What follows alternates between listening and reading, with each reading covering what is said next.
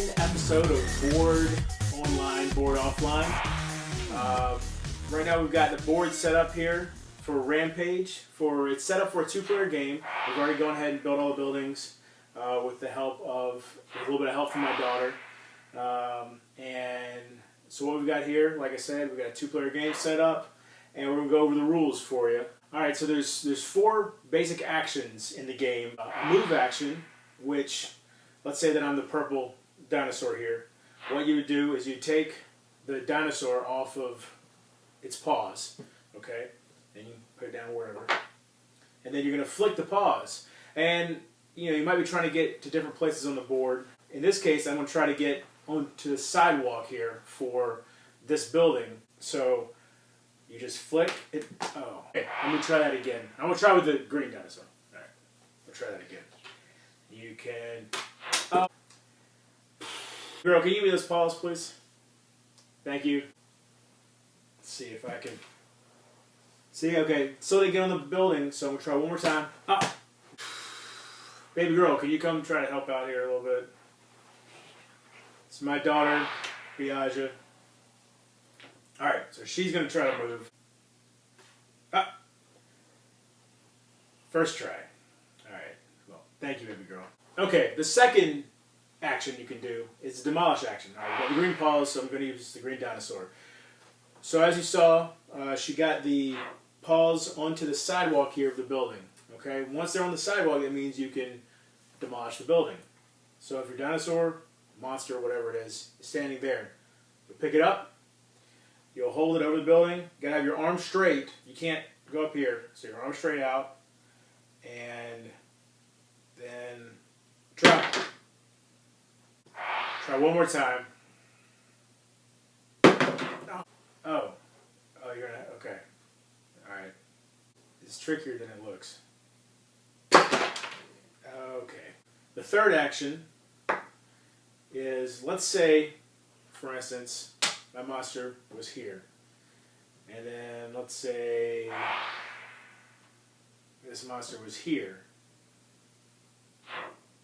I could pick up a vehicle in my neighborhood and toss it at that monster or at a building.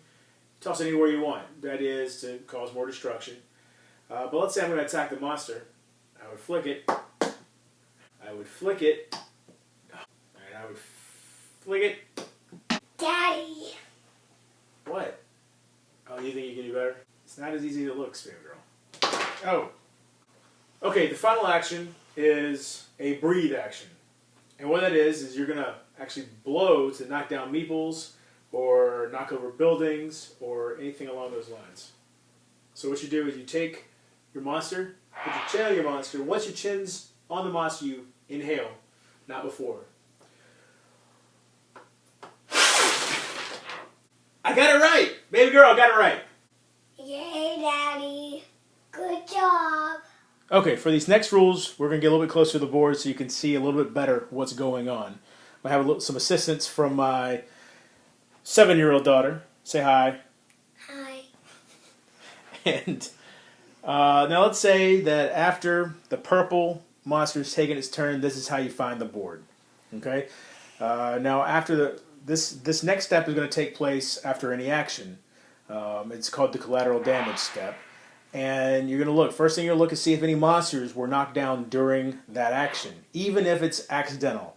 If the purple player was not aiming for the green monster, but still knocked the green monster down, the purple player is going to take one of the teeth off the green monster's mouth, and that's going to go into the purple player's stomach. The next thing you're going to look for is if there's any floors that can be eaten by the monster. And what that constitutes is if there is nothing left on top of the floor, if there's no meeples, no vehicles, and no other floors. So over here, we've got a number of floors. That one has nothing on top of it. That one has nothing. Now, because you took that floor off, it might look like this floor is good to go, but the blind is just slightly on top of that floor, and so it can't be taken. However, this floor here can be. Oh, actually, the way that meeple moved makes me think that probably it shouldn't have. But that's one of those things that you'll have to kind of gauge as you're playing the game. There's, some fine points there. Now, one thing people might not realize is if somehow this meeple on top of this building had gotten knocked off, that means that floor too is free for you to take. So you, as the purple monster, would take that floor as well. Doesn't matter how far away a floor is in the city. Once it's clear, you get to take it. Also, let's say if this floor had ended up off the board, you still get to eat that floor as well. After that, you're going to look for any runaway meeples. And you can see that unfortunately there's a whole bunch of them over here that have somehow ended up off the board in one action. So when that happens, you would take all those meeples and bring them over to the runaway board.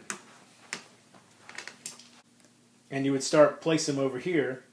And since we're using side B for this particular game, you put them on the individual colors. Now right here, once that third meeple gets put on the red line there, what happens is, in this case, a monster will lose a tooth, and then 4 meeples will be lost out of its stomach. At which point, clear that off, and keep putting meeples on.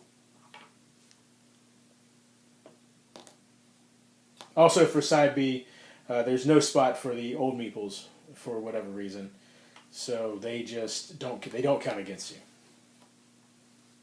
And so again, you can see another row has been filled up. And then the red row, despite having been activated already, continues to get filled up with whatever meeples. Now, after you've taken care of the collateral damage, the last and best part is you'll look to see if there's any meeples that your monster can eat.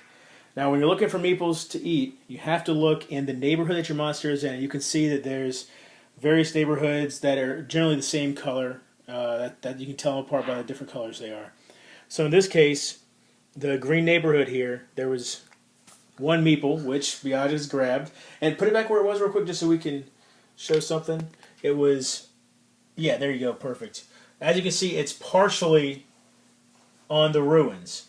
Now, if a meeple is like these right here, completely inside the border of this sidewalk around a building, because all the buildings have that same sidewalk. If a meeple is completely inside that sidewalk, then it cannot be eaten. But if it's touching any part of the neighborhood, it's considered to be in that neighborhood, at which point a monster can eat that meeple. So in this case, there's only one meeple for the monster to eat. She eats it and doesn't put it in her real stomach, puts it in her monster's stomach. So finally, we have scoring. At the end of the game, each player is going to count up his points, and points are calculated like this. With the meeples, for each complete set, meaning one of each color of meeples that you have, you get 10 points.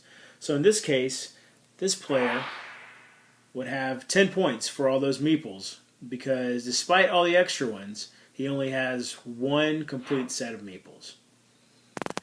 In addition to that, each tooth is worth 2 points, and each floor is worth 1 point. So right now, this player has 14 points.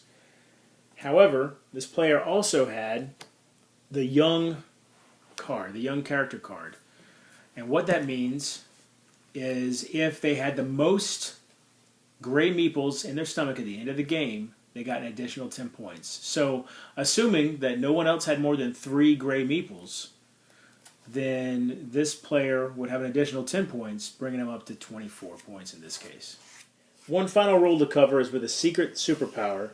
This is a one-time use card, and what will happen is when the moment comes on your turn that you want to use it, you would flip it over, announce what it is, explain how it's going to be used, use it, and then discard the card, so it can't be used at any point in the game after that. Alright, so other than that, there's a few rules variations you can choose to play with. I won't go into too much detail. There's one where the meeples that are left over that aren't part of a complete set actually count against you and take away your points.